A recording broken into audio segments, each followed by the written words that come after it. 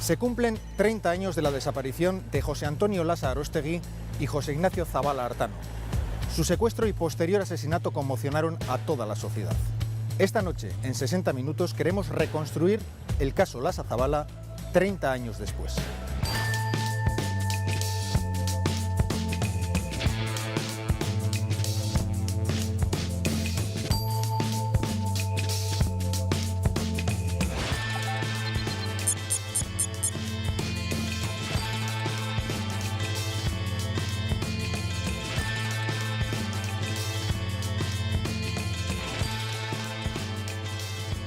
Y aquí en este Petit Bayonne, pequeño Bayona, tenemos algo que interpela. ¿Quiénes son Yochi y Yochean? Pues eran dos militantes de ETA, Lasa y Zabala. ¿Qué delitos habían cometido? Pues pocos, francamente pocos. Eran de ETA, claramente, pero eran, ¿cómo decir?, soldados rasos, militantes de poco relieve. Y que se sepa, tanto Yochi como Yochean no habían cometido otro delito que este atraco, pequeño atraco, sin muertos.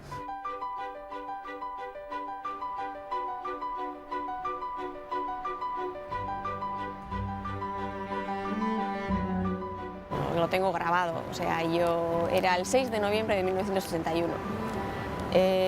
Yo vine del colegio, salí del colegio de donde estudiaba y unos señores, eran policías, yo no sabía, me enseñaron el carnet de identidad de mi hermano y me dijeron, ¿vive aquí José Ignacio Zabala Artano? Y sí, mi madre abrió la puerta, yo toqué el timbre, mi madre abrió la puerta y cuando vio a los dos hombres conmigo ya sospechó algo no bueno. Entonces estos señores nos dijeron que había habido un intento de atraco en un banco en Tolosa, en la Caja Laboral de Tolosa, y había 4 personas involucradas en ese atraco, de las cuales detuvieron a un chico y los otros 3 huyeron. Entre los 3 que huyeron estaba mi hermano Joshi y estaba Joshan. Así es como nos enteramos que habían cometido el atraco y luego ya nos enteramos que pertenecían a un comando de ETA. Pero nosotros no tuvimos noticias de ellos hasta 2 o 3 meses más tarde, que llegó una carta de mi hermano Joshi en la que ponía que estaba bien, que nos podíamos reunir en Hendaya en una fecha concreta, y es así como pudimos acudir al encuentro las 2 familias, los Lasa y los Zabala, y pudimos verles por primera vez después de haber pasado la frontera. ¿Por qué venían los militantes de ETA aquí en Francia? Pues por una sencilla razón, es que ETA había encontrado en Francia una área de tranquilidad en la cual podían fortalecerse, organizarse y descansar.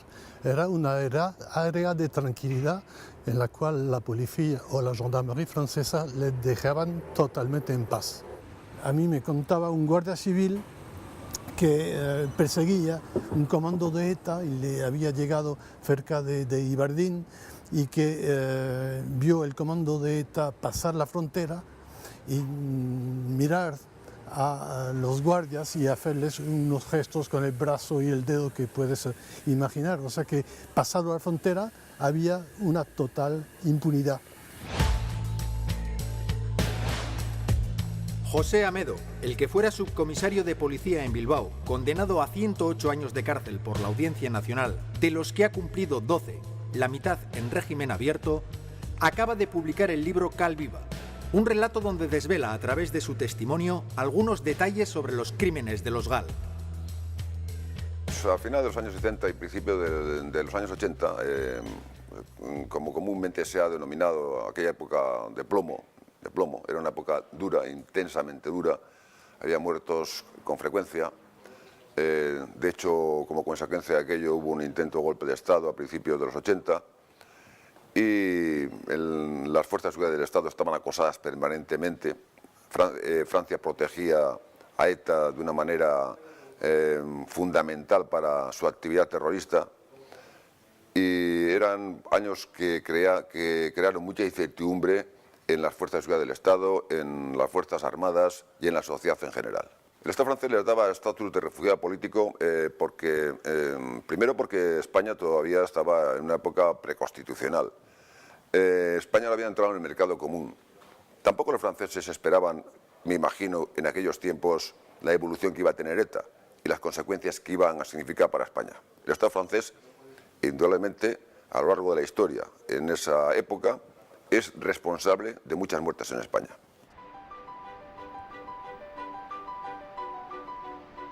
Las visitas, yo recuerdo sobre todo mi madre, la ilusión que ponía mi madre a la hora de preparar las cosas, pues ese cariño especial que casi todas las madres hacen, esta comida que le gusta, este pantalón que necesita, esta chaqueta que tal, y luego recuerdo el abrazo de mi hermano y de mi madre.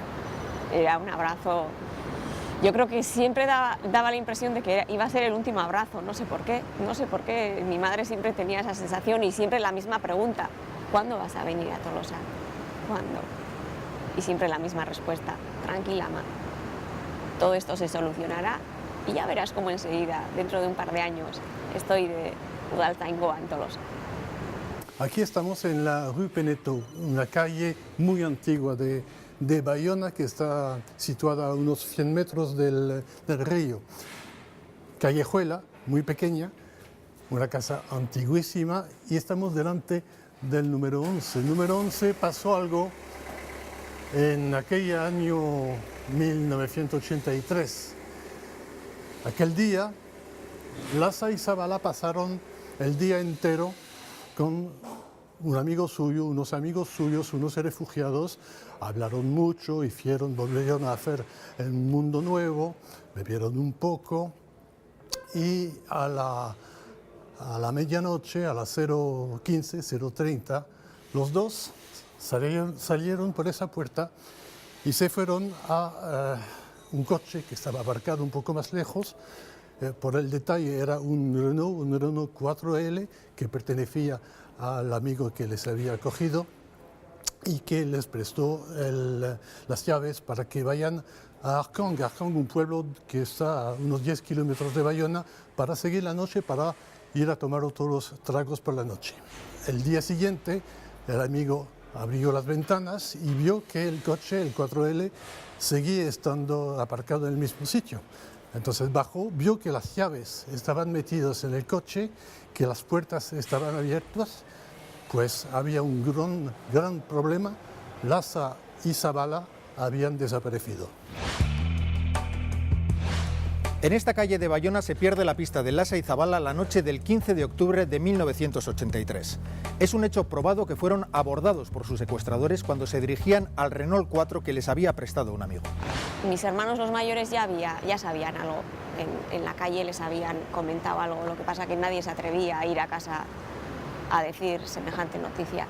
Entonces al final vino una persona que representaba al comité de refugiados y nos dijeron que desde la noche del sábado al domingo que Joshi y Josian no habían aparecido, que el coche que iban a coger para irse a unas fiestas estaba aparcado en el mismo sitio, no lo llegaron a coger. En el coche estaba la cazadora de mi hermano Joshi, que todavía hoy la tenemos en casa, y en la cazadora había un mechón de pelo bastante abundante de Joshi, y luego se notaba que había habido un forcejeo.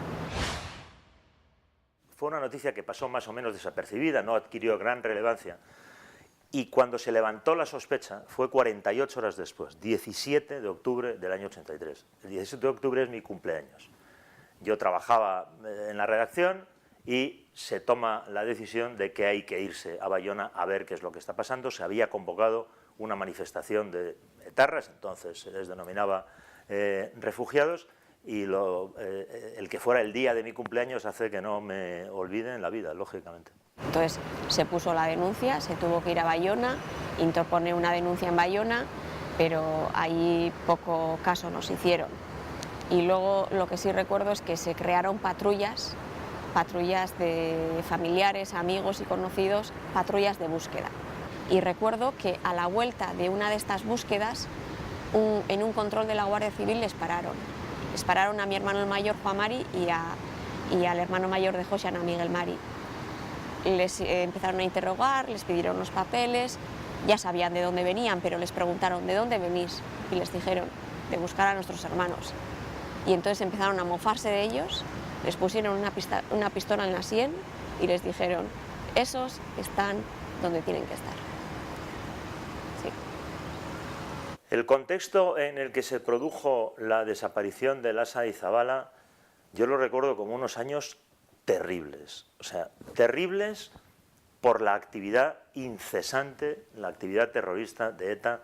Había años de más de 100 asesinatos, de más de 100 personas que perdieron la vida en atentados terroristas de ETA, por una tensión social y política como consecuencia de la actividad de ETA descomunal, una indignación en los cuerpos y fuerzas de seguridad del Estado notable y, por otra parte, lógica. La primera acción de los GAL, en principio, fue el intento de secuestro de Larrecha de Agoñi, cuando secuestra ETA político-militar, octava asamblea, al capitán de farmacia Martín Barrios. El secuestro de Lasa y Zabala fue el día 15. Mientras tanto, también se estaba preparando el secuestro de Larrecha de Agoñi. Joshi y Josia no fueron reivindicados como la primera acción del GAL. Todavía no oíamos hablar del GAL, pero ya inmediatamente a principios de diciembre, con el secuestro de Segundo Mare, ya comenzamos entonces a oír las siglas GAL. Y el 19 de diciembre asesinaron a Cachu Oñaderra, que era amigo íntimo de Joshi y Josia, que trabajaba en un bar. Y el 28 de diciembre asesinaron a Chapela. Bueno, murió unos días después del intento de asesinato, delante de su hija y de su mujer. Y todos eran conocidos de Joshi y Josia. Entonces tú ya empiezas a atar cabos y dices, esto no es una casualidad. El error se lo podemos atribuir al responsable directo en aquel momento, de las Fuerzas de Seguridad del Estado, que era el director de Seguridad del Estado, que era Rafael Vera. Un error gravísimo fue implicar directamente en acciones de este tipo a miembros de las Fuerzas de Seguridad del Estado. Para ese tipo de trabajo, luego se vio que se empleó a otro tipo de gente, pero emplear a los miembros de las Fuerzas de Seguridad del Estado fue un error tremendo. Me dice usted si lo de secuestro de Lasa y Zabala fue un error. Le digo que, bueno, en aquellos momentos es relativo. Que debía o no debía haber pasado. Yo, desde luego, en ese acontecimiento no hubiera participado nunca, de la forma que se llevó a cabo. Y ya le he dicho, por otra parte, que los daños colaterales a los responsables políticos de los GAL venía mucho mejor. Eran años durísimos desde todos los puntos de vista y para la investigación periodística diabólicamente complicados. 3 meses después de la desaparición de Lasa y Zabala, el 20 de enero de 1984, una voz masculina llama al teléfono de la cadena SER en Alicante. Esta voz le dice a la locutora que coge el teléfono, entre otras cosas, que habla en nombre de los GAL y que ese día habían asesinado a Lasa y Zabala, que habían pedido un cura, pero que se lo habían negado porque no se lo merecían. Recuerdo que mi madre siempre estaba en casa con la radio. Mi madre estuvo 3 meses enteros sin salir de casa. No tenía fuerzas para salir de casa.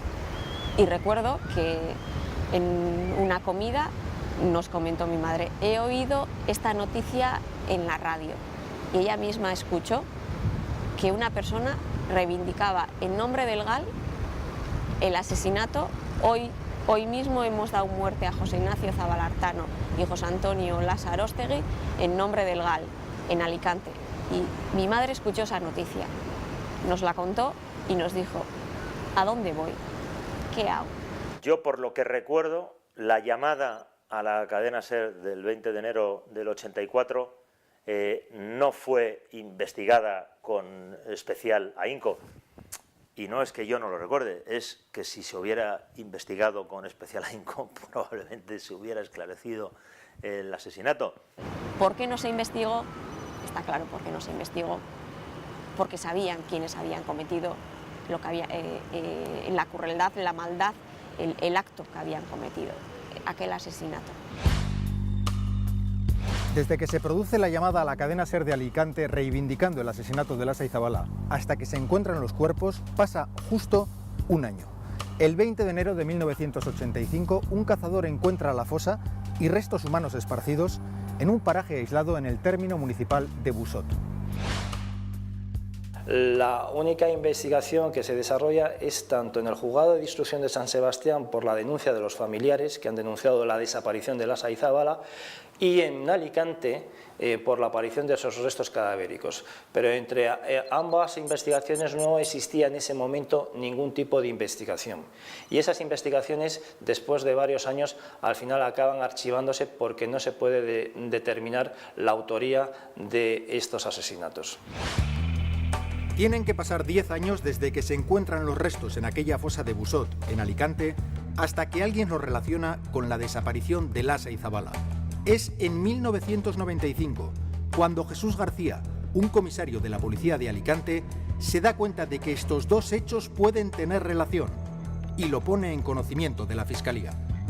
La investigación de la Fiscalía en el caso Lasa y Zabala se inicia en marzo de 1995 como consecuencia de las declaraciones efectuadas por el excomisario Amedo en otra investigación de hechos vinculados a los GAL, en concreto como consecuencia del secuestro de Secundo Marey, donde manifestó en declaraciones periodísticas y luego ratificadas judicialmente que una de las formas de hacer desaparecer a esta persona era enterrarlo en cal viva. La noticia que se transmitió en prensa despertó la inquietud de un inspector del Grupo de Policía Judicial de Alicante que recordaba que hacía unos años habían aparecido unos restos cadavéricos en una fosa en Busot, en Alicante, de dos personas que estaban todavía sin identificar. Llegó una orden, concretamente el juez Baltasar Garzón y el fiscal Ignacio Gordillo nos convocaban a los familiares, a la Audiencia Nacional, para poder intentar identificar unas fotos con los restos óseos de los que estamos hablando. Fue llegar a una sala de la Audiencia Nacional y extendidas en unas mesas fotos del tamaño de 40 por 50 con unos restos óseos, con unas vendas y con unas mandíbulas y unos cráneos que querían que nosotros los familiares intentásemos identificar con los restos de José y José. Eso fue así. Mis hermanos y mis familiares y los Lasa que estuvieron presentes salieron de aquella sala llorando y diciendo ¿qué es esto?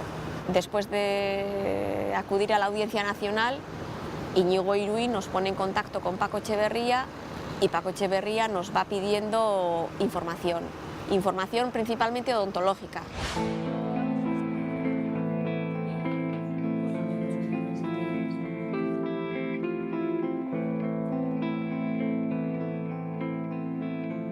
Esta es una de las copias del documento pericial que yo elaboré con el caso Lasa y Zabala.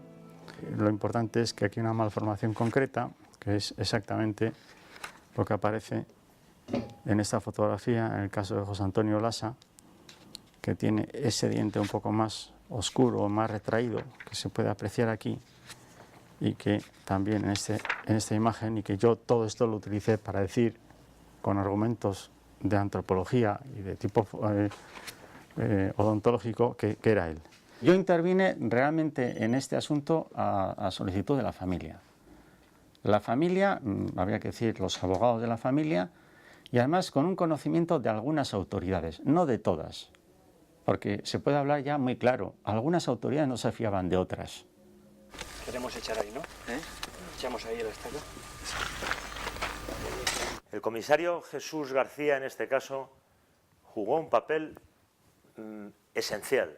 Es quien, al leer en El Mundo la entrevista que yo le hago a Amedio Domínguez y leer la orden que cuenta Amedo que recibió, que no cumplió, de asesinar a Marey, a Segundo Marey, y enterrarle en Calviva, cuando lee eso, Jesús García relaciona y dice los dos cadáveres de Busot, y dice, y tuvo un pálpito, él no tenía información. Un policía que me dijo que se había formado en Barcelona, un policía que hablaba de democracia, que hablaba y me decía a mí, este asunto hay que aclararlo. Este policía, y por teléfono, pues estaba de acuerdo en que yo fuera a Alicante, aceptaban por lo tanto esta situación, yo me presenté en Alicante, me vino a buscar al aeropuerto, me fui en el coche de la policía junto con otro compañero suyo y me llevaron al cementerio de Alicante, al depósito de cadáveres. El depósito de cadáveres donde se practicaban las autopsias estaba abandonado para entonces. Años atrás se había construido un tanatorio en Alicante y ya no se hacían las autopsias en ese lugar. Había unas tablas, una motocicleta 4 cosas tiradas por el suelo y una cámara frigorífica que estaba apagada y por lo tanto a temperatura ambiente. Entramos en esa cámara frigorífica y estaban 2 féretros con los restos. Abrí los féretros y allí había 2 esqueletos, en parte semi-momificados, es decir, había tejidos blandos resecos, por supuesto cal y otra serie de elementos, tierra, etc.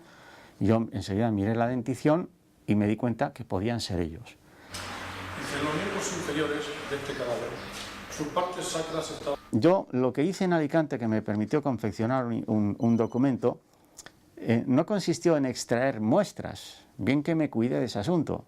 Cuando me di cuenta que sí eran, con cierta impresión para mí también, me preocupé de hacer fotos y de grabar unas imágenes en vídeo.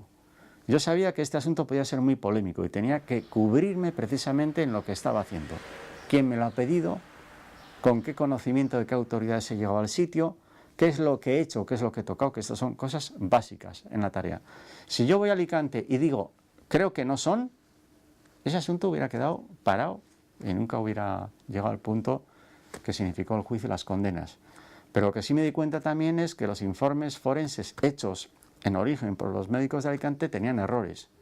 Era rigurosamente falso que tuvieran fracturas de cráneo en la cabeza por golpes. Lo que tenían eran disparos.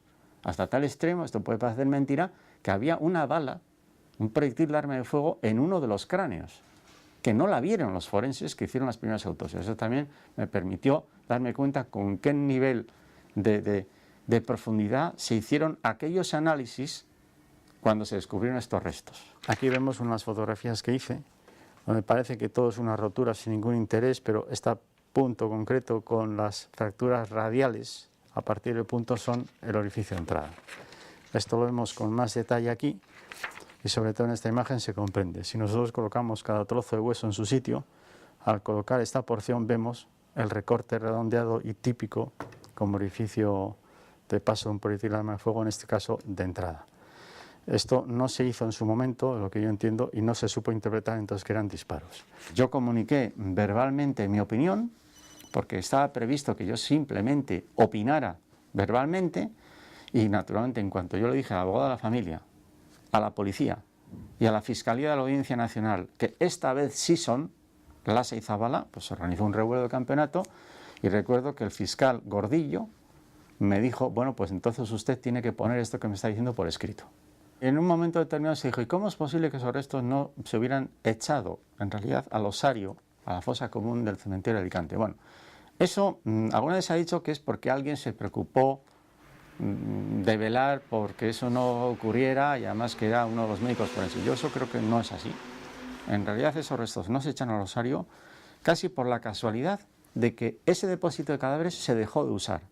Si ese depósito de cadáveres donde se hacían las autopsias hubiera seguido siendo el sitio donde se practicaban las autopsias de Alicante, no tengo la menor duda de que se hubiera cumplido aquella orden de que esto que está aquí molestando, a ver, por favor, ¿cuándo lo podéis echar al osario? Lo que ocurrió es que se abandonó la instalación, se dejó de utilizar. Nunca más subió ningún forense a ese sitio para hacer ninguna autopsia.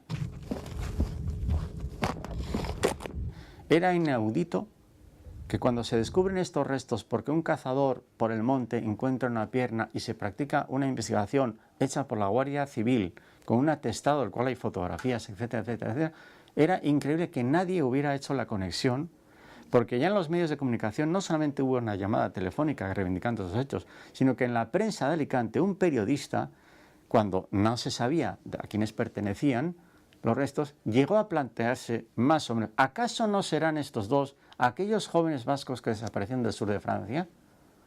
La opinión que desde luego tenían muchas personas del mundo judicial es que alguien se había quedado callando cuando precisamente se descubrió este tema.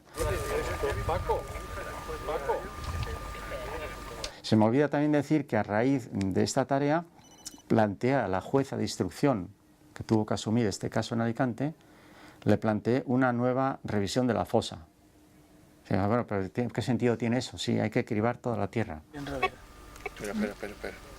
Y mereció la pena porque encontramos algún casquillo más de arma de fuego, por cierto, de 9 largo, que es el que utilizan las fuerzas militares o policiales, al menos en aquel tiempo, y algunos otros elementos que eran esparadrapo, tiritas, etc. Este es el tipo de calibre que provoca lesiones redondeadas como las que podemos ver aquí en el orificio de entrada y que son exactamente iguales a la que vemos en el caso del individuo número 1. Entonces, esto sería, para el ejemplo número 2, la parte de la cara deteriorada y rota por la salida del proyectil de arma de fuego en una bala que viene de atrás hacia adelante y sale por la zona de la cara, que es una lesión muy grave, pero que no te deja completamente inmóvil. Tú tardarías un tiempo en morirte o estás sangrando. Lo que ocurre es que luego le dieron un segundo disparo que le atravesó la cabeza. Se considera el secuestro de Lasa y Zabala aquí en Bayona la primera acción de los después llamados GAL, Grupos Antiterroristas de Liberación, que operaron entre 1983 y 1987, llevando a cabo la llamada Guerra Sucia contra ETA. Se atribuyen a los GAL 27 asesinatos, principalmente perpetrados aquí, en Iparralde. Los GAL se crean, en principio, cuando Felipe González se siente impotente a la hora de llegar al poder. Se siente impotente cuando trata este asunto con François Mitterrand, compañero de Internacional Socialista, y le dice por activa por pasiva lo que está sucediendo en España, que los franceses de sobra lo sabían. Ante la negativa de Francia a colaborar, fue cuando Felipe González decidió la creación de los GAL. Un grupo antiterrorista no solo mata 27 personas en 27 meses, mata a 200. Con una buena organización, unos buenos datos que vienen de los servicios secretos, que vienen de la Benemérita, etc., pues pueden matar a casi toda ETA. No es complicado. Si yo me consideraría del GAL, consideraría que he fracasado. El GAL no se creó para acabar con ETA a tiros. Eso es inimaginable, ¿no? El GAL Felipe González lo creó, dio la orden de que se crease, para sensibilizar al gobierno francés, trasladándole el problema a su zona, a Santuario de Terra. Si les traslada el problema y crea inestabilidad en la zona vasco-francesa, lógicamente se iba a prestar a colaborar. Como así sucedió, el GAL al final cumplió su función. Ética y moralmente, ¿es correcto o no es correcto? Pues cada uno que piense lo que quiera. Si van a atentar contra algún miembro de ETA que estaba en algún lugar y había algún ciudadano francés y caía en el atentado, a los responsables políticos les venía mejor ese daño colateral, porque implicaba la sensibilización del País Vasco francés, que reclamase a su gobierno que expulsasen a los etarras del territorio. Con lo cual, la chapuza era lo que más rentable le salía a los responsables políticos del GAL. Y nada más llegar al poder, Jacques Chirac, a principios del 86, le pidió urgentemente una reunión a Felipe González, en la cual le rogó que cesasen las actividades del GAL, que Francia iba a colaborar con España en la lucha antiterrorista. En realidad hubo 3 GAL. Lo que después hemos comúnmente denominado el GAL azul, la policía, el GAL verde, la Guardia Civil, y el GAL marrón, los servicios de información. Este fue un asesinato, una desaparición, tortura y posterior asesinato de Lasa y Zabala cometido por el GAL verde. Pero todo esto lo hemos sabido con posterioridad. En aquellos momentos no se sabía que era un asesinato de los GAL. Efectivamente, marrón, azul y verde, pero dirigido y ordenado por el gobierno de Felipe González, es decir, GAL Felipe González, participación de la Guardia Civil, de la Policía y del CSIC. Recuerdo, en mi caso personal, el de otros colegas, no muchos, que investigamos a los GAL, éramos objeto del reproche de la sociedad española, de la sociedad por la calle, decían ya está bien, del gobierno que nos persiguió, nos acosó, nos espió, nos injurió, nos calumnió, de buena parte de la clase política de la oposición, de entonces Alianza Popular. Es decir, fue un clima para realizar esta investigación de una soledad terrible. Y lógicamente las fuerzas de seguridad del Estado seguro que aplaudían cuando había acciones y bajas en Francia de miembros de ETA. Pero también le voy a decir una cosa, yo he visto en Bilbao a gente de diversos partidos, cuando se enteraron de que había sucedido algo en Francia, también la aplaudían, la aplaudían. Gente de diversos partidos, gente de la calle. Tenga usted en cuenta que tenían que pagar el impuesto revolucionario, que ellos vivían las consecuencias de las acciones de ETA. Al pueblo vasco siempre le ha sobrado ETA. El pueblo vasco puede llegar sin ETA a cualquier sitio, siempre le ha sobrado. Galindo libertad, Galindo libertad, Galindo libertad, Galindo libertad. Yo he visto morir en mi entorno a mucha gente. A mí mismo, la primera vez que me quiso asesinar ETA fue en el año 73, estaba Artarregui, luego en el año 81, en el año 87, en el año 88. Las fuerzas de seguridad en aquel momento vivían una situación de incertidumbre, de acoso, de miedo. No se veían, la justicia no funcionaba como funciona ahora. Las fuerzas de seguridad tenían pocos recursos, los vehículos que llevaban no estaban blindados, estaban sometidos, no sabían si iban a estar vivos dentro de un rato o no. Evidentemente, cuando surge el GAL, a las fuerzas de seguridad del Estado les dio una emotividad especial, le generó una emotividad especial. Se sintieron defendidos, por lo menos decían, a ellos también les pasa lo que nos hacen a nosotros. Pero eso era así en aquellos momentos. Y es un sentir humano, lógico y fácil de entender. ¿Que ética y moral no debía haber pasado nunca eso? Pues posiblemente, pero como pasaba lo que pasaba, pues sucedió lo que sucedió. La sociedad española y la clase política, y a mí esto me parece especialmente repugnante, toleró, vio bien, animó que mataran etarras. Cuando la sociedad española se indigna y cuando la clase política, en este caso el Partido Popular contra el Partido Socialista, empieza a utilizar como herramienta de crítica política al PSOE la guerra sucia, es cuando se descubre que además de matar, robaron. El hecho de que además de matar, desde el gobierno de González, se robara el dinero de los fondos reservados, es lo que generó la reacción. A mí esto, desde un punto de vista moral, ético, me parece de una repugnancia insoportable. Funcionarios públicos, con dinero público y con conocimiento de las autoridades políticas en ese tiempo del Partido Socialista, se dedican a secuestrar en otro país soberano a unos ciudadanos para traerlos aquí, torturarlos, matarlos y enterrarlos en cal vivo, hacerlos desaparecer. Es que no cabe más. Ya no hay un ejemplo criminalmente más grave que este. La creación del GAL es algo desproporcionado, idiota. Es una idea surgida en unos dignatarios del gobierno y de la Guardia Civil para acabar con ETA. Naturalmente no se puede acabar con ETA, que cuenta en aquella época algo como 800 o 1000 militantes, poco más o menos definidos, pero ETA es la mayor época de ETA, es un fenómeno peligrosísimo. Pero pensar que creando una unidad para combatir de manera sucia a ETA es una imbecilidad total.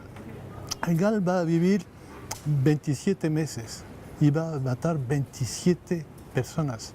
O sea, no es algo, una anécdota, es algo que envenenó las relaciones entre Francia y España y no impresionó mucho a ETA, sino que dio al poder español la ilusión de que tal vez con este método iban a acabar con ETA.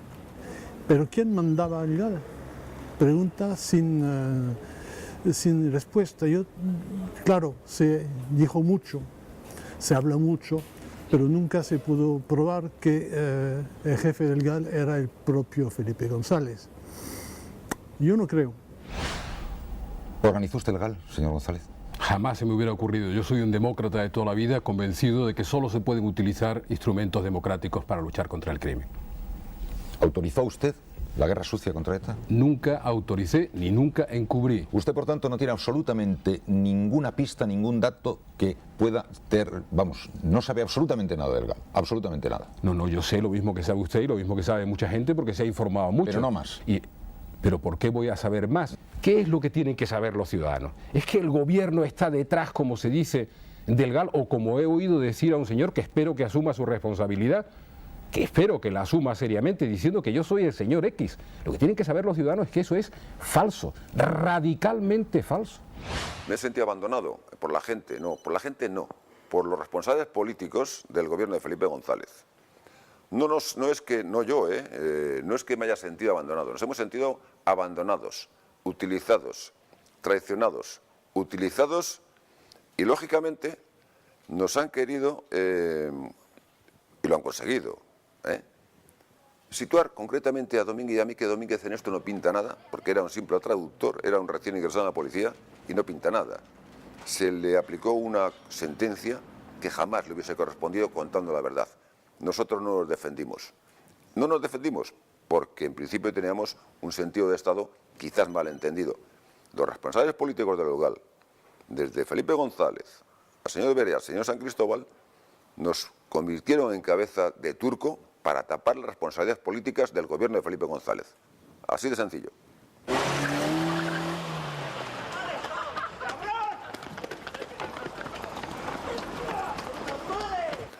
Antes de entrar en prisión nos dijeron que asumiésemos 2 años de cárcel y que nos indultaban. Se pactó, pero nos engañaron, nos utilizaron, nos amenazaron y nos tragamos la condena que no nos correspondía a nosotros. Les correspondía a ellos, a los que mandaban matar. El asunto Lasa y Zabala se esclarece el día en que yo le hago en el Hotel Eurobuilding de Madrid una entrevista a José Amedo y Michel Domínguez. Yo estuve 3 días encerrado con José Amedo y Michel Domínguez grabando, me parece que fueron 59 CDs de conversación con Amedo Domínguez, que fueron después una entrevista de 12 capítulos publicados en el periódico El Mundo. Creo que este detalle no lo he contado nunca. Yo no le creí a Amedo y le trasladé, no recuerdo la literalidad. Es decir, yo creo que esto no se lo va a creer nadie, pero oye, ya tú, es una entrevista, yo lo voy a publicar tal cual lo digas. Y me dice, te estoy hablando de los responsables del Ministerio de Interior, del señor Baranovo, del señor San Cristóbal, del señor Damborenea. Ellos nos dijeron, matad a Segundo Marey y enterrarle en Calviva. Y los policías que habíamos hecho ese secuestro nos negamos. Y yo cuando terminé esa entrevista dije, verás tú, cuando se publique esto la gente va a decir, este Amedo, vaya películas está contando aquí con tal de vengarse y tal. Pues se demostró que era verdad.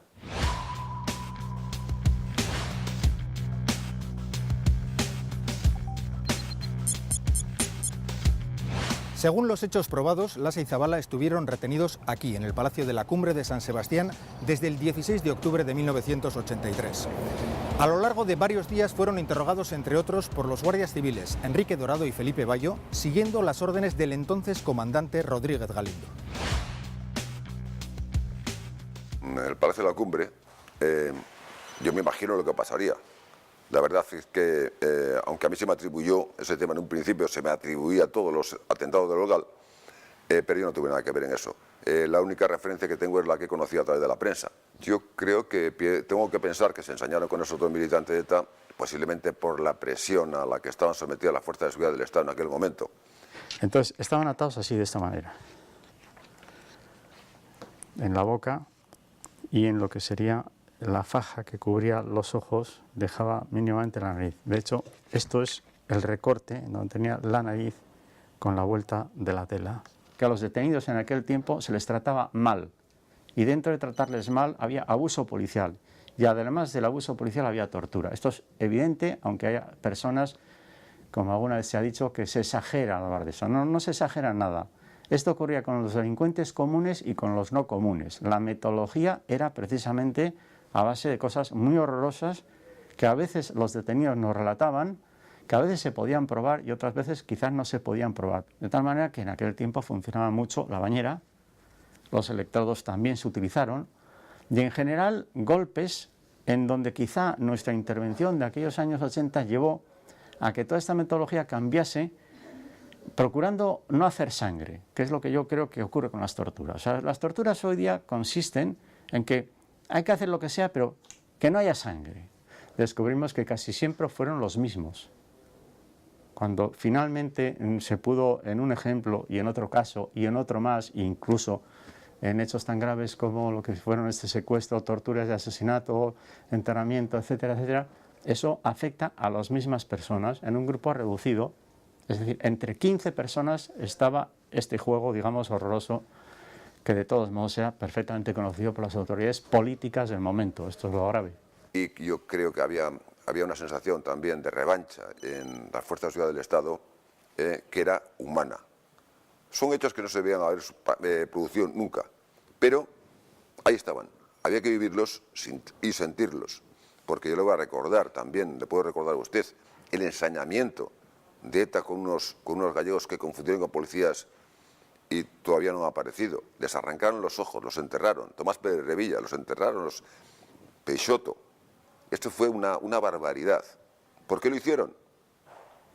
Bueno, hay una cuestión que ha funcionado a lo largo de mucho tiempo que viene de las novelas negras, que es la idea de que la cal hace desaparecer los tejidos, y es todo lo contrario.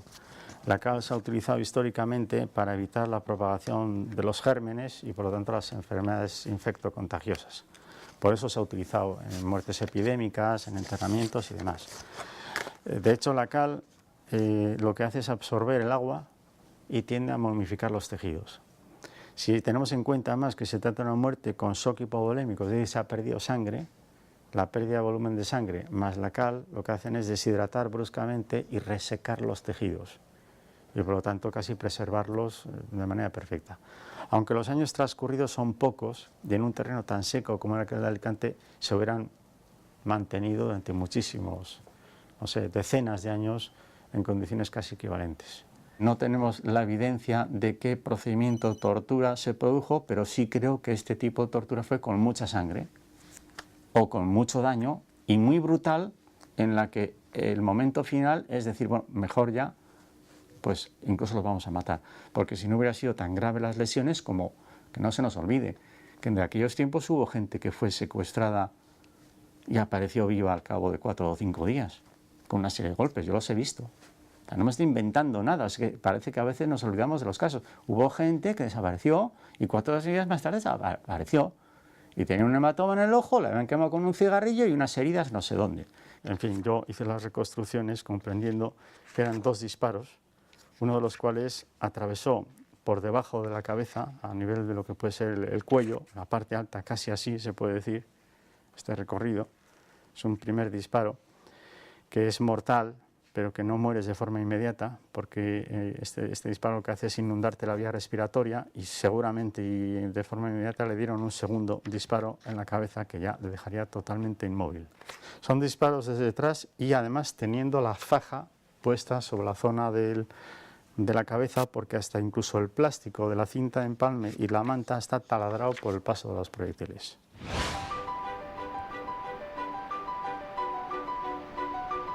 Bajamos al cementerio de Alicante y en el cementerio de Alicante nos permitieron ver a 3 miembros de cada familia, nos permitieron ver los restos óseos de Joshi Josian.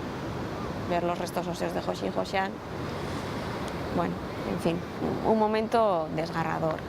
Y piensas, ¿cómo se puede ser tan cruel para tener a 2 jóvenes de 20 y 21 años durante 3 meses torturándolos sin darles alimento? Luego además en Busot, la fosa donde fueron enterrados, a esa fosa no se accede en ningún tipo de vehículo, o sea, a esa fosa hay que acceder andando. Y piensas, ¿cómo tuvieron que hacer esos últimos metros? ¿Qué tendrían que estar pensando en ese último momento? ¿Seguirían luchando por vivir o estarían deseando la muerte? Yo creo que mi hermano, su último pensamiento sería para mi madre. Y creo que con ese recuerdo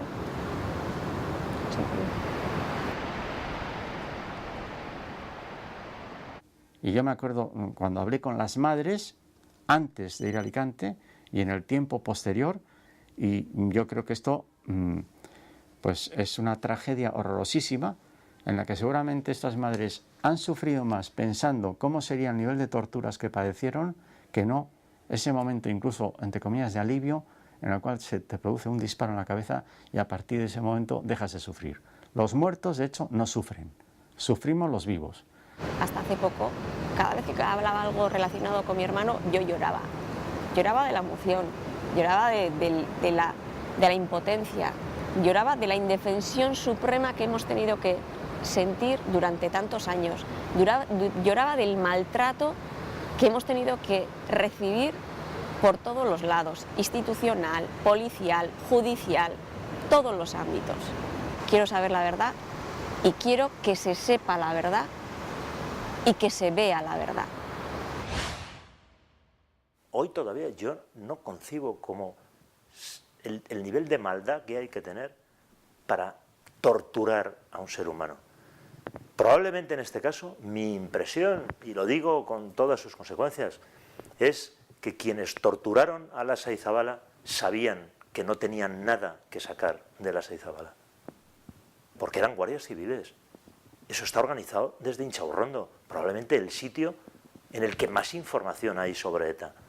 Ellos sabían que eran dos personas irrelevantes a efectos de una investigación policial, que no tenían asesinatos a sus espaldas, que no formaban parte de la estructura directiva de ETA. Yo estoy convencido de que sabían que estaban torturando a dos personas de las que no tenían nada que sacar. Les arrancaron las uñas, los pulgares, tenían vendados, amordazados, tanto en los pies como en las manos. Todo esto, claro, todo esto no se trata de un ajuste de cuentas, o yo intuía que no podía ser un ajuste de cuentas, sino que debía de ser motivado por un hecho mucho más importante, por una circunstancia más importante y sobre todo a sacar información. Yo puedo comprender que se torture a alguien del que uno sabe que tiene una información. Me parece intolerable, injustificable, condenable, repugnante, pero lo entiendo. Pero cuán malo, cuán perversamente malo hay que ser para hacer eso a dos pobres diablos, para arrancarle las uñas a dos personas. Bueno, y hay gente que dice, bueno, pero es que en aquellos años ETA asesinaba a más de 100 personas cada día, cada año. Bien, sí, ya lo entiendo. Entiendo que haya indignación, que los policías y militares estén, pero hasta ese punto, o sea, el caso de Lasa y Zabala, yo creo que impresionaba, impactaba a cualquiera que tuviera relación, que asistiera a los relatos del juicio, que viera las fotografías que obraban en el sumario, los relatos de los forenses. O sea, es espeluznante. El caso de Lasa y Zabala es espeluznante. Otro de los muchos puntos polémicos que se sucedieron en el caso Lasa y Zabala fue la entrega de los restos a sus familias. El juez Bueren había ordenado esa entrega en féretros precintados que no se debían romper.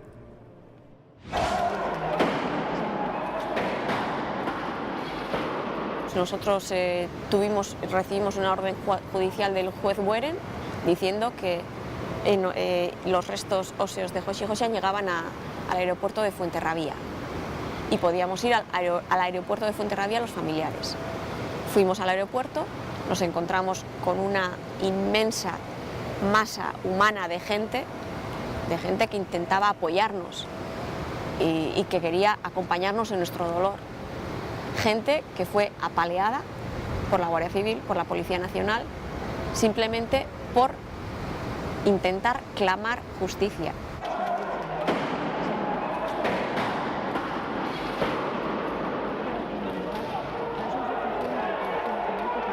Recuerdo entrar en el aeropuerto y estar a salvo, pero estar a salvo viendo cómo la Policía Nacional está apaleando a todos los que están fuera. Y luego recuerdo el llegar al cementerio, estábamos esperando que abrieran el coche fúnebre para sacar los féretros y de repente nos vemos invadidos por una carga policial de la Ertzaina. Yo no entendía nada. O sea, allí estábamos solamente los familiares, algunos amigos, algunos representantes políticos, algunos enviados de prensa y de repente la Ertzaina empezó a ir contra nosotros, empezó a pegarnos. Pero es que era algo que yo no entenderé nunca. Es impertinente y fuera de lógica que cuando se están entregando los restos a una familia y están gestionando lo que es el entierro, que también las leyes internacionales dicen que toda víctima tiene derecho a ser enterrada conforme a sus costumbres, tradiciones y religión, pues verdaderamente lo que hay que hacer es posibilitar esto. Allí perdieron la calma y los papeles algunos, y ahí han quedado unas imágenes que yo creo que son pues un daño más añadido a unas familias que no se lo merecen. Eso hay que respetarlo mucho y tenemos que quizá que abstenernos de interferir en lo que hubieran hecho las familias, que es coger los féretros, por favor, los últimos 100 metros los voy a llevar yo, que soy su hermano, por favor. Tengo que firmar un papel, tengo que hacer, ya está. Y además puedo, ¿por qué no voy a decir, cantar o decir lo que en este momento sienta? Y quiero decir delante de todo el mundo que esto fue injusto y que he sido un... ¿Por qué no? Ha sido una de las investigaciones más difíciles y más complejas a las que he tenido que hacer frente como fiscal en la Audiencia Nacional. Precisamente por las enormes dificultades que teníamos tanto el juez Javier Gómez de Liaño y en un principio el juez Carlos Bueren en investigar hechos en los que presuntamente al principio estaban detrás los aparatos del Estado, las cloacas del Estado. Junto a ello, las amenazas, presiones y coacciones que los investigadores, en este caso del Cuerpo Nacional de Policía, recibían a cada paso de la investigación. Y también de una situación en la que ETA seguía golpeando a la sociedad española. Eso generaba que en la opinión pública no se entendiera muy bien cómo la Audiencia Nacional perdía el tiempo en investigar este tipo de hechos delictivos. Yo no he recibido presiones, algún anónimo sí, que me han parecido de alguna persona desequilibrada quizás, ¿no? Aunque la mayor presión que hemos sufrido los forenses en Guipúzcoa es aquel día en que a un compañero mío, en aquellos años, 80 y pocos, le pusieron una bomba en el coche. 3 meses antes de que a ese compañero mío le pusieran una bomba, a mí me quemaron el coche. Cuando a mí me quemaron el coche no me di por aludido, en fin, pero cuando le pusieron la bomba a mi compañero sí. Y entonces eso nos llevó a una reunión y ocurrió una cosa. La primera vez que ha habido una huelga o paro en la Audiencia Provincial de San Sebastián que duró 1 hora fue en solidaridad con los médicos forenses a raíz de la bomba que le pusieron a este compañero mío. Y bueno, fuera de esto, cuando ocurre el caso Lasa y Zabala, yo no sufrí amenazas. Yo pude actuar con total libertad y en el juicio fue de la misma manera. El proceso judicial del caso Lasa y Zabala se prolongó durante 7 años, hasta que el Tribunal Constitucional confirmó las penas de los condenados. En este largo proceso hubo varios puntos de inflexión que lo marcaron. Uno de ellos, la muerte en pleno juicio de Jesús García, el comisario de policía que impulsó el esclarecimiento del caso. Me impresiona mucho que se hubiera muerto Jesús García, porque a él sí que le imagino presionado. Él es funcionario público y puedo pensar que personas cercanas le dicen ¿por qué te has metido en esto?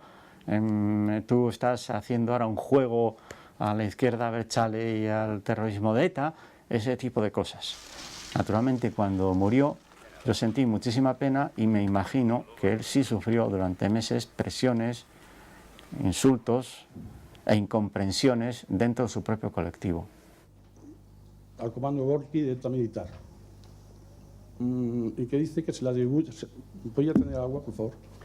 Después de haberle interrogado yo como fiscal, cuando se iniciaba precisamente el interrogatorio por parte de la acusación particular, él es cuando sufre ese infarto y se produce una muerte en plena plaza de justicia, en medio de un tribunal que estaba administrando justicia. Su muerte es una muerte, digamos, heroica en ese sentido, porque había llegado hasta el final, hasta el momento nuclear, que es el desarrollo del juicio oral, donde ya había declarado a las preguntas del Ministerio Fiscal y precisamente ya con eso se cerró toda su participación de esa forma tan traumática para él y para su familia. Y cuando me enteré del fallecimiento de Jesús García, fue un impacto terrible. Y mi respeto a la figura de este comisario, que creo que hizo una contribución al esclarecimiento de un hecho terrible, como es el secuestro, tortura y asesinato de los etarras de Zabala. ¿Con qué ánimo entran? Por favor, ¿quieres apartarte de aquí? No hay ninguna declaración que hacer.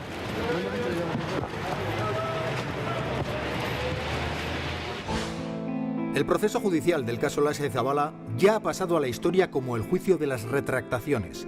Y es que 4 testigos y uno de los imputados, el exguardia civil Felipe Bayo, se retractaron de sus declaraciones.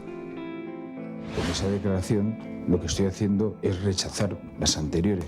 Felipe Bayo efectuó diferentes declaraciones durante la fase de investigación de estos hechos. En un principio él negaba su participación en los mismos, pero posteriormente, cuando íbamos avanzando en la investigación, cuando íbamos recogiendo pruebas y cuando él presumía que al final solamente iban a cargar con la culpa de estos asesinatos y de este secuestro solamente él y su compañero Dorado, es cuando decide prestar una declaración confesando su participación y la de terceras personas.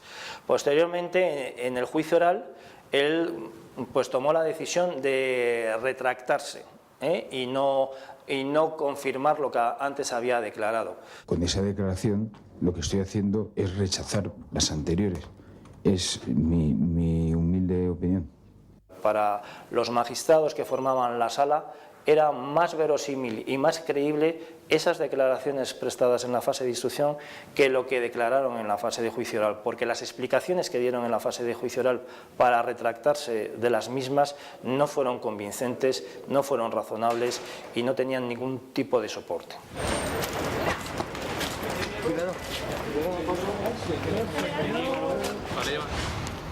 Recuerdo las caras de Galindo, las caras de Dorado, de Bayo, de Vaquero, de Argote, de Vera. Recuerdo sus familiares. Claro, son personas que tienen familia que les quiere, y es normal. Recuerdo su chulería, su prepotencia, su soberbia, cómo nos miraban. De que con 6 hombres como ellos se hubiera podido conquistar América del Sur completa. En este caso se demostró con certeza y con absoluto rigor científico qué es lo que se hizo.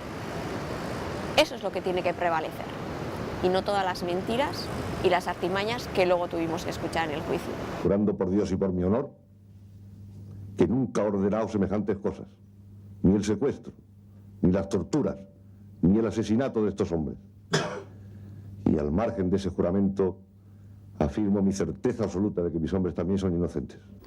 Estoy orgullosa de ser la hermana de Joshi Zabala.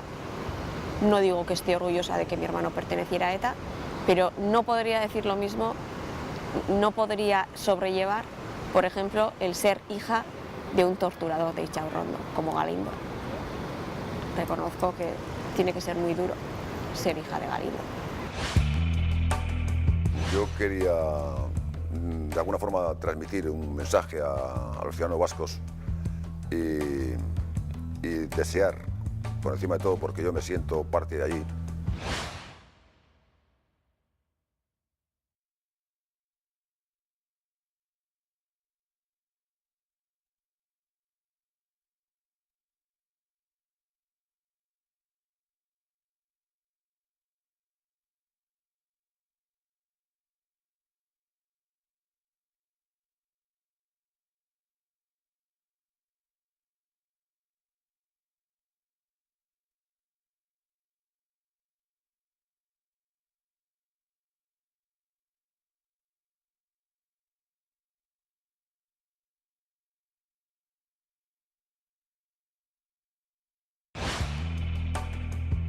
El 26 de abril del año 2000, la Audiencia Nacional condena a 71 años de cárcel al que fuera gobernador civil de Guipúzcoa, Julen Elgorriaga, y al entonces general de la Guardia Civil, Enrique Rodríguez Galindo.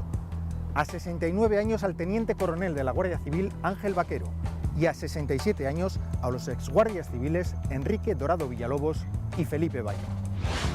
A los acusados se les condenó por asesinato y detención ilegal, pero no se pudieron probar y por ello fueron absueltos los delitos de lesiones, torturas y pertenencia a banda armada.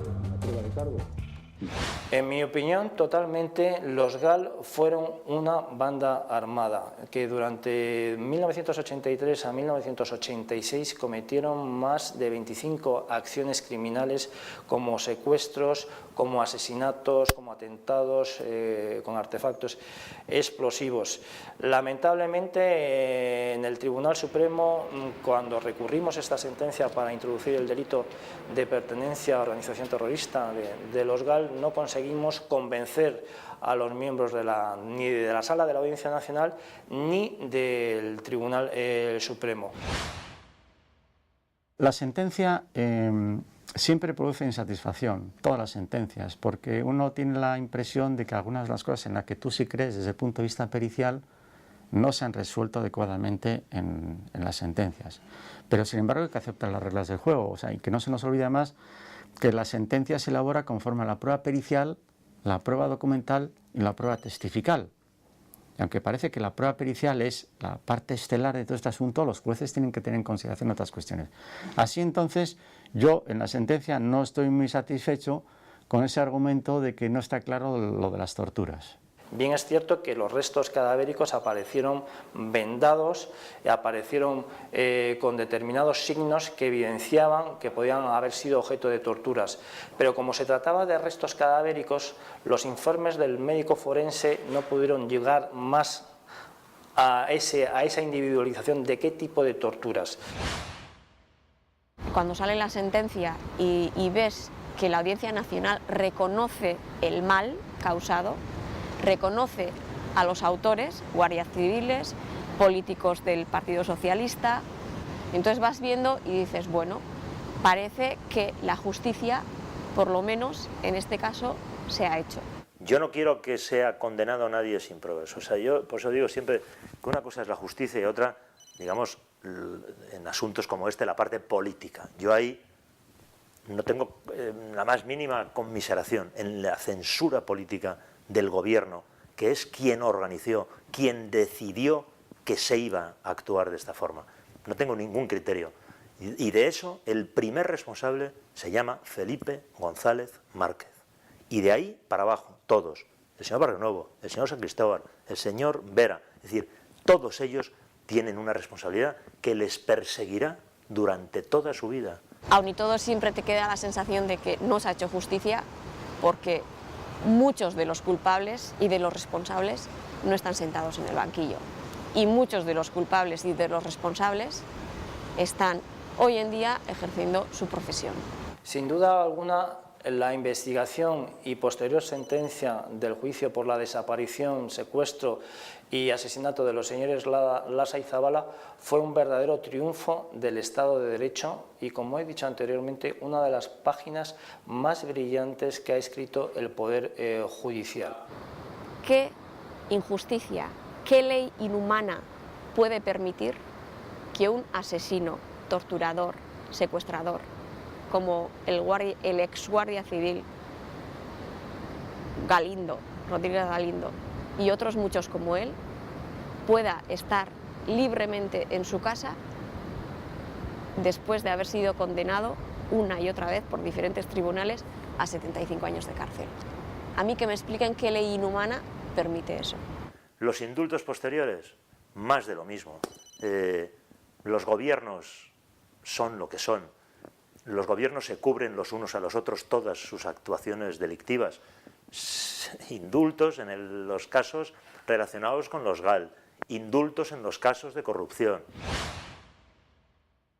Que le hayan concedido la libertad condicional a Rodríguez Galindo me parece justo porque ha pasado el tiempo y lo ha decidido el mismo juez que le concedió en su momento a Bolinaga, al miembro de ETA, le concedió también la libertad condicional, con lo cual, si lo ha concedido un juez, pues creo que se acopla perfectamente a la ley. Es muy difícil trasvasar aquellos momentos a estos y sentir lo que se sentía entonces, o al revés, pero yo solamente puedo responder a una cosa en este sentido. No volvería a implicarme en una situación de este calibre. Yo no tengo que perdonar a nadie. Quien ha cometido delito, quien ha secuestrado, quien ha torturado, quien ha asesinado, ya sabe qué es lo que ha hecho. se podrá retractar, incluso se podrá arrepentir, pero yo no tengo que perdonar, porque el hecho de que yo perdone o no, ¿le va a servir para algo? No creo. Él tendrá que sobrellevar sobre su conciencia lo que ha hecho. Yo quería, de alguna forma, transmitir un mensaje a los ciudadanos vascos y desear, por encima de todo, porque yo me siento parte de allí, que estos hechos, tanto los que cometió ETA como los que cometió el GAL, que los tengamos siempre en el recuerdo para que nunca en el futuro se puedan producir hechos de esa naturaleza por ninguna de las dos partes. Que deseo de corazón, de verdad, que todas las sensibilidades políticas del País Vasco se conjunten o se lleguen a razonamientos para que se armonice de una forma definitiva Euskadi tenga un futuro, va a tener un futuro muy próspero cuando se eliminen todas estas asperezas, y que si yo puedo participar de alguna forma en esa colaboración para que se pacifiquen las cosas o de alguna forma, que deseo con todo mi corazón que se llegue a alcanzar la paz definitiva y la estabilidad en el País Vasco. ¿De qué sirvió el arresto, el secuestro y la muerte de Lasa y Zabala? Pues de nada. No tiene significado ninguno. Son dos víctimas, pobres víctimas, y imagino que si la memoria ha guardado sus nombres y apellidos, es sobre todo por la manera de que han sido secuestrados, torturados y matados. Eso no es digno y sobre todo digno de parte de un Estado que quiere ser democrático.